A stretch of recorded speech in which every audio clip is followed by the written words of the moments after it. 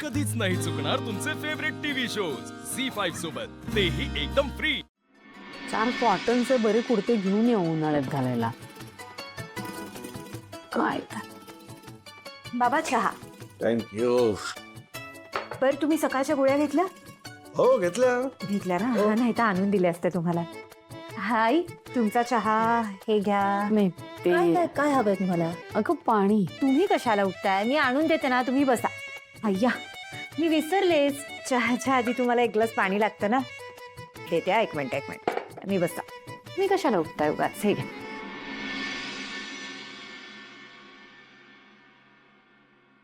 झालं द्या माझ्याकडे द्या। हा चहा।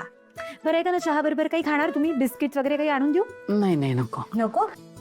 अय्या हे कपडे धुवायला काढलेत का सगळे? द्या, मी आज सगळे कपडे धुवून टाकणार आहे। तुमचे बाबांचे काही आहेत का कपडे? आहेत? असतील तर मला द्या, मी सगळे छान वॉश करून आणून देते। ओके? विसरलेच आई, मला सांगा आपण पितळाची भांडी कशाने स्वच्छ घासतो? नाही, ती स्वच्छ घासल्यावर चमकतात ना खूप मस्त। मग विचार करते आज सगळी पितळाची भांडी मी स्वच्छ धुवून टाकते। अगं पण आज काही सणवार आहे का? उगाच पसारा होईल। आणि एवढी सगळी भांडी एकटीने घासणं म्हणजे गंमत नाहीये, कष्ट लागतात त्याला। अहो आई, कष्ट पडतील मान्य आहे, पण आपल्या घरासाठीच पडतील ना। मग चालेल मला, आणि आज वेळ तर करून टाकते ना काम। तुझी तब्येत बरी आहे ना?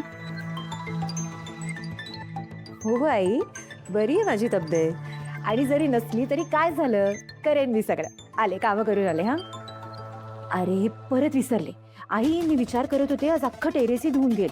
कबुतरांनी केवढी घाण करून ठेवली आहे, जरा छान सगळं टेरेस स्वच्छ करून घेत आहे। हो, डोकं फिरलंय का तुझं?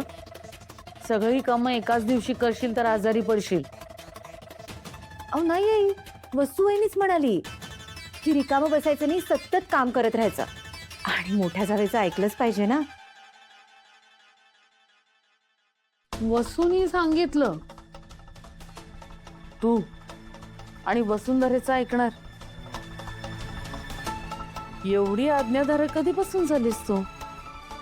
वसुंधरेनं सांगितलं म्हणून? हो नाही आई, आता ती एवढं चांगलं सांगते तर ऐकायला पाहिजेच ना।